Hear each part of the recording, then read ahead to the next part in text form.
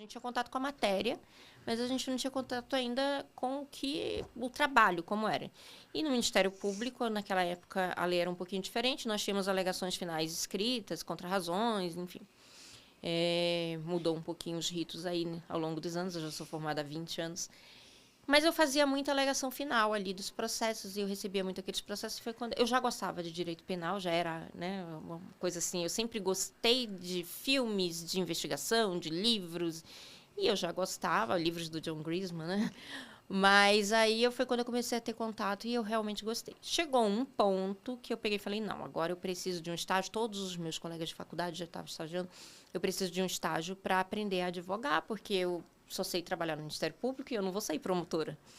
Né? E aí eu consegui um estágio com um advogado italianão, duríssimo. Quem trabalha comigo sabe como eu sou, né? Tipo, não tenho meias palavras, por quê? Porque os meus chefes eram assim. Então, era um advogado italiano, um coração maravilhoso. Ele trouxe meus pais para minha formatura, mas ele, né, era daquele jeito. Então, ele gritava, eu lá, mas ele me deu todas as oportunidades.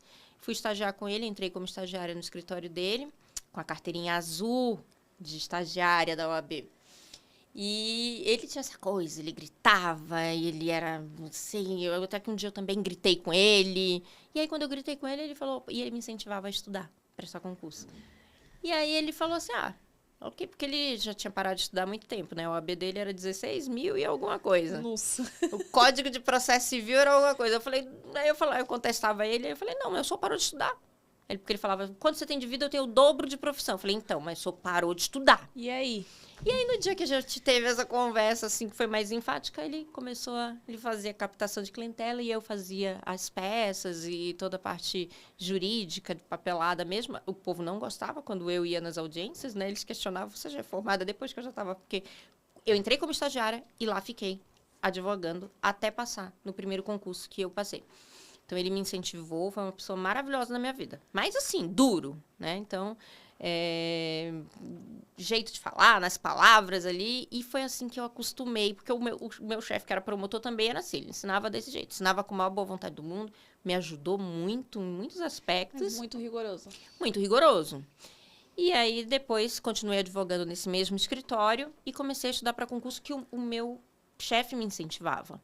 E o primeiro concurso que eu me inscrevi para o concurso nível superior. Então, eu formei em julho, porque eu era da turma de meio de ano, formei em julho de 2004. E o primeiro concurso que abriu ali foi para delegado da Polícia Federal. O meu foco, nessa altura, nesse momento, estava na magistratura.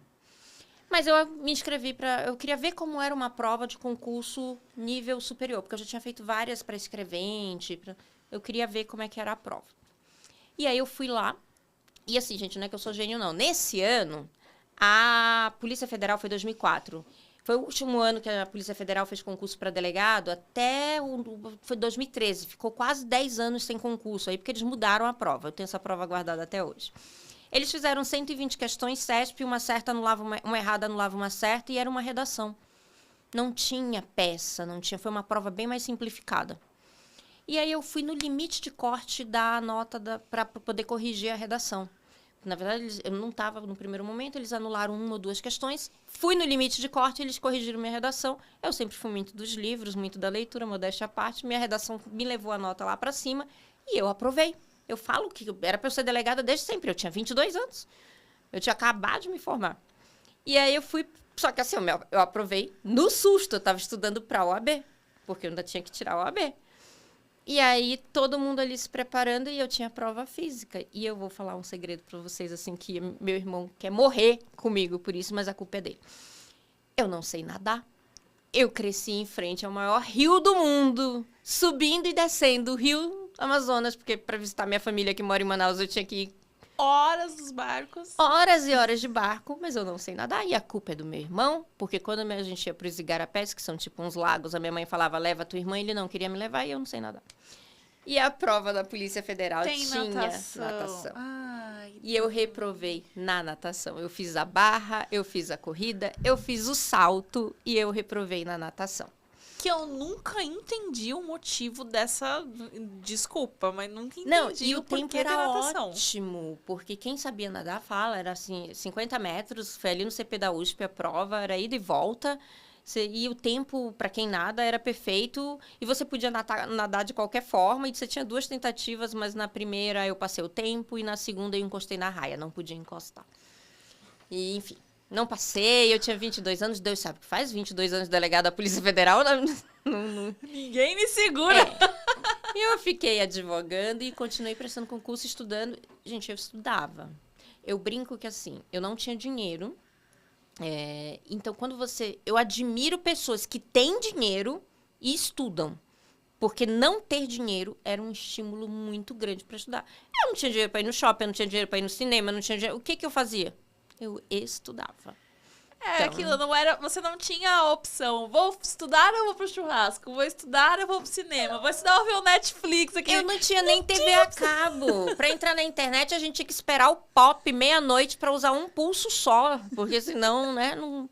Então, não era. Então, assim, eu focava muito no estudo ali. Nessa altura, meu irmão veio morar comigo aqui, por um período. Meu irmão ficava lá me vendo, eu ficava lendo. Eu estudava o tempo inteiro. E aí eu prestava todos os concursos que apareciam pela frente, assim, todos. E aí foi... Assim, eu tinha um professor, eu acho que ele ainda dá aula de Direito Civil, o professor Pablo Stolze. Ele falava, 1 hora, sua cabeça vai fazer tilt e vai dar certo. Você vai começar a entender tudo e vai ligar todas as matérias. E realmente eu colava post-it em tudo. O espelho do meu quarto tinha lembretes. E aí, assim, fui passando.